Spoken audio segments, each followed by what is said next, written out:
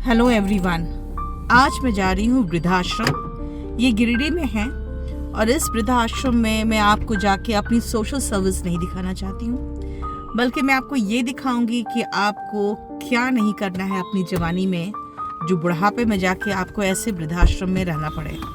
तो चलिए थोड़ी देर में मैं आपको पहुँच के दिखाऊंगी 2 या 3 ऐसे लोगों के इंटरव्यूज़ जो यहाँ वृद्धाश्रम में रह रहे हैं और क्यों रह रहे हैं वो भी मैं जानकारी दूंगी आपको। तो बने रहिए। आपका नाम क्या है? लखन राम। अच्छा, आप कहाँ से हैं? पचम्बा। पचम्बा से हैं। आप यहाँ क्यों आए हैं लखन जी? जिंदगी का मेन उद्देश्य हमारा था परिवार का भरण पोषण करने का। तो उसके लिए हमारा एगो मिल चलता था, दुकान में बिक्री और आटा चक्की धान का काम। दुकान में बहुत भीड़ रहता था। तो आपका काम बहुत अच्छा चलता था? बहुत भीड़ था। फिर क्या हुआ?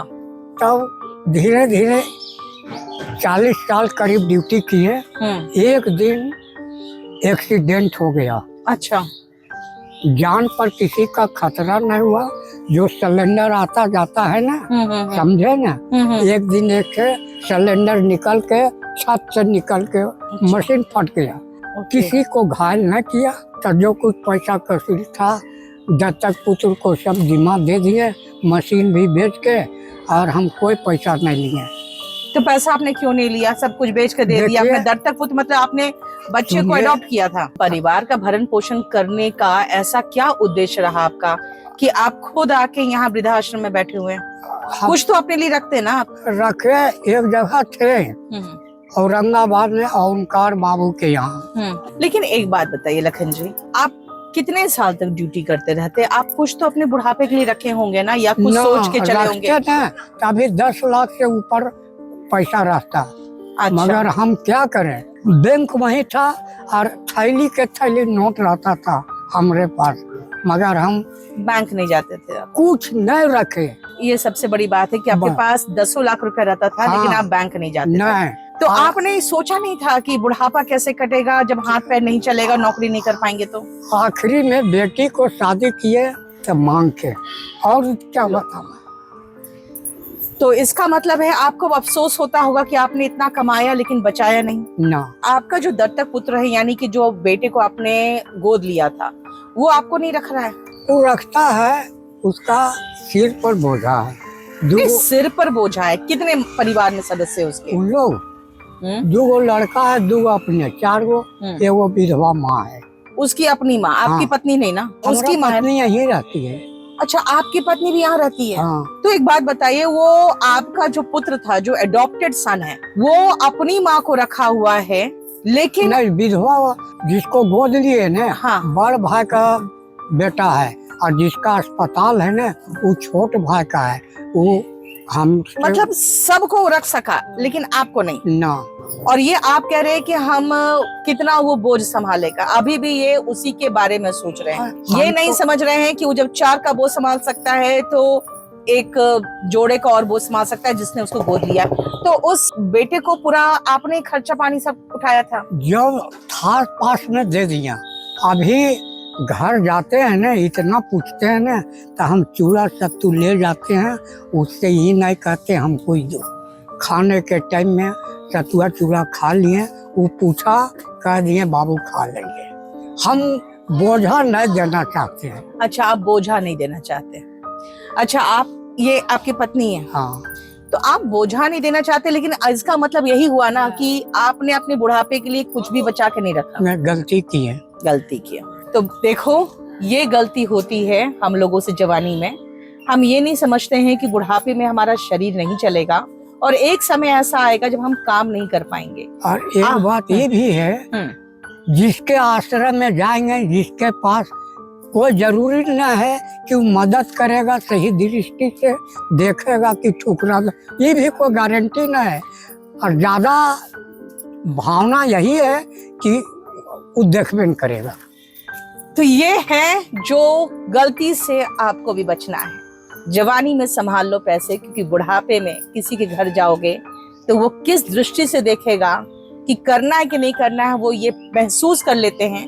अपने लिए चूड़ा सत्तू लेके जाते हैं ताकि वो ना पूछे तब भी खाने की कोई कमी नहीं हो, और फिर प्यारवश मिलने जाते हैं और पूरे साल फिर यहाँ वृद्धाश्रम में रहते हैं। सावधान, इस तरह के रिलेशन से सावधान, क्योंकि कहते हैं ना, धोखा वही देता है जिस पर आप सबसे ज्यादा विश्वास करते हैं। हम मरने के पहले भतीजा लोग से हम पूछे कि बाबू हमारा दाह संस्कार के काम में तुम लोग सहयोग करेगा कि नहीं, तब तीनों हाथ उठा दिया, चाचा जी हम नहीं सकेंगे। तब हमारे गांव के जो वार्ड पार्षद हैं अनिल राम, कम से कम 50 गो लाश को उजला है, तो उनका मोबाइल नंबर हम यहाँ लिखा दिए, समझे। मतलब अपने गांव के किसी आदमी का नाम आप लिखवाए हैं, आपका तीनों भतीजा, आपका एडॉप्टेड सन, उनका पूरा परिवार, इन लोगों ने हाथ खड़े कर दिया है कि हम इनका दाह संस्कार भी नहीं करेंगे। कितनी अफसोस की बात है। आप मुझे बताइए अपना पूरा नाम और पता। मामा चंद्री देवी। चंद्री देवी, हाँ। अच्छा, आप कहाँ से हो? बक्सीडी से। बसीडी से। हाँ। ये मुझे बताओ आप यहाँ कैसे आई हो? अवेली यहाँ दुख तकलीफ से। दुख तकलीफ? हाँ, क्या दुख तकलीफ है? बहू राम लड़ाई झगड़ा लग लिया, उतना तो कुछ खियावे पर भाग गया। अच्छा, बहू ने आपको निकाल दिया? हाँ, बहू ओके। तुमको ना खियावे घर जा। आपका बेटा ने कहा नहीं कि मेरी माँ नहीं जाएगी घर से? ना खाए दो तो भैया। अच्छा ठीक है, उसने कहा तुम्हारी माँ को खाने नहीं देंगे? हाँ, बीबी के बेटा कमा है, सखा है, बेटा बेटी को रखे है, खियावे पियावे, जे कमाए सब ससुराल में भेजिए, सब ससुराल भेजिए, फिर ससुराल में रहिए, ससुराल नजदीक है। मतलब उसका ससुराल में सब जा रहा है पैसा, अपनी पत्नी को भी पैसा दे रहा है, ससुराल वाले को भी? बस मैया ना माने तो वैसे सबको लोग बोले है, सरपंच मुखिया जो देखिए लड़का कमा है तो खाना पीना खाए दो ठीक से, लेकिन नहरवे जीतेगी, लेकिन नहर अपन माए बाप के कुल परिवार को बढ़िया रखे, और हमने दूध पीते रहे, मारते रहे, खीते रहे। इसलिए पुतैया से बोलिए कि बहू तुम्हें आराम से खो पी आराम कर, हम निकल जाएंगे घर से। अच्छा, ये घर किसका था जहाँ से आप निकल गए? वो घर किसने बनाया था, आपके बेटे ने कि आपके पति ने? पति। तो पति ने बनाया था, तो आपने बेटा को क्यों नहीं निकाला? आप क्यों निकल गए? बेटे पुतों का हमको ना खियावे गया, निकल घर से। तो नहीं खिलाएगी तो उनको घर से निकालते ना आप? ना, अब जल का पुतैया से अब तो ससिया पतियां लगा लग में हम कमेबो खिएबो ना, तो सोचला करबो, तो घर से निकल।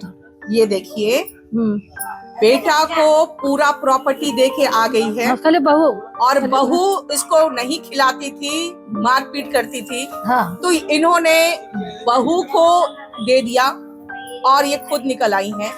क्या ये जायज है? क्या इसका मतलब है कि हमारे समाज में जागरूकता तक नहीं है कि जब प्रॉपर्टी मेरा, घर मेरा, तो बेटा बाहर निकलेगा ना, मैं क्यों निकलूं? ये नहीं सोचा इन्होंने। इनके बेटे ने कहा कि हम दोनों का संभाल सुलह नहीं करा पाएंगे हमेशा, जाओ निकलो। बहू तो नहीं रही, बहू की बात चल रही, हमारी बात ना। तो आपको नहीं लगता है कि आपको अपने बेटे को और बहू को लात मार के घर से निकालना चाहिए? आपको वहाँ रहना चाहिए? आपका घर है ना, पक्का मकान है ना? ना, कॉलोनी है, मतलब ठीक ठाक घर है ना? हाँ। कितने रूम का सेट है? 2 रूम है। 2 रूम का है। अच्छा, मुझे एक बात बताओ, आप अगर वहाँ पे एक रूम में खुद रखकर एक रूम में किसी किराएदार को रख लेते कि मेरे मरने के बाद प्रॉपर्टी तुम्हारी हो जाएगी, आपको नहीं लगता है कि वो आपको खिलाता पिलाता और बड़े सम्मान के साथ रखता? क्यों छोड़ा घर आपने? तो घर छोड़ लिया या बहू चलती जब लड़ाई झगड़ा करे मार, तो बहू को क्यों नहीं मार के निकाला आपने? बोलना खाई दो, अपन बाल बच्चा खिएबो पिएबो खिएबो। तो बेटा कमाए तो बेटे पूछे है इतना कमाए, ये पैसा की कराए, तो सब नहरा भेजिए। इनको इनफैक्ट जागरूकता इसलिए पुरुष से हम आ गए कि इनको ये भी समझ में नहीं आ रहा है कि इन्होंने अपनी पूरी प्रॉपर्टी छोड़कर अपने बेटे और बहू को आराम से रहने के लिए छोड़ दिया, और यहाँ पे ये खुद आके वृद्धाश्रम में रह रही है। और इनको मैं भी समझा रही हूँ कि इन्होंने क्या गलती की है, लेकिन इनको बहुत ज्यादा समझ में नहीं आ रहा है। ये हमारे यहाँ ज्ञान की कमी है जो अपने प्रॉपर्टी को लेकर लोगों में होती है। तो चलिए ऐसे ही और इंटरव्यूज में करके दिखाती हूँ आपको कि किस तरह के गलतियां आप अपने जवानी में करते हैं और बुढ़ापे में क्या झेलते हैं। Thank you.